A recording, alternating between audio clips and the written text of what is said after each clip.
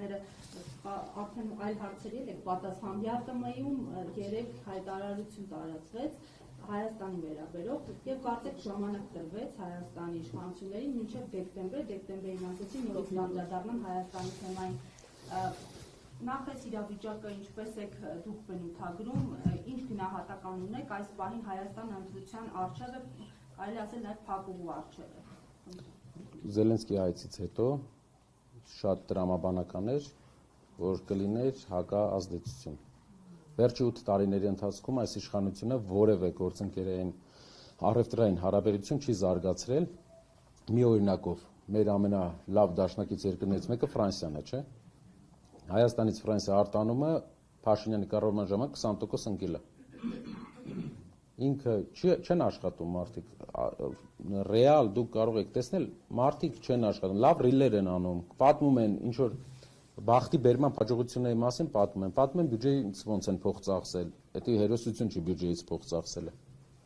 Բայց չեն աշխատում, որ գոնե 20% աճ լիներ 8 տարվա ընթացքում Ֆրանսիա արտանումը։ Երբ որ դու չունես այլ գործընկեր, մեր ասած ի՞նչ է, դու չունես ուրիշ գործընկեր։ Դու ոնց ես հարաբերություն ռիսկի տակ դնում, քո ժողովրդին հարվածի տակ դնում։ Այն դեպքում, երբ նախարարը դուրս է գալիս, ասում է լոլիկի համար մենք քաղաքական Դու ասա էկոնոմիկայի նախարար ես, դու պետք է քո պարտքնա գյուղացու մասին մտածես, դու նաև գյուղատնտեսության նախարար ես, նաև մի քանի ուրիշ նախարար ես, քո պարտքը կատարի,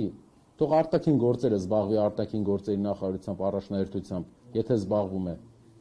Եվ մյուս հարցը կարևոր էկոնոմիկայի մասին։ Արևմտյան Ադրբեջանի իրենց կոնցեպցիայի մեջ մի հատ Եվս մեկ տնտեսական վտանգավոր իրողություն կա, որի մասին մեր մամուլը չի նշել։ Ուրեմն ցեղասպանության օրերին, ցեղասպանության օրը կամ 24-ին կամ 1 օր հետո Ադրբեջանի տնտեսագիտական համալսարանում բացվել է իրենց կարծիքով արևմտյան Ադրբեջանի տնտեսության ամբիոն որը ուսումնասիրելու է հանքային պաշարները։ Սա ինչ նշաններ է։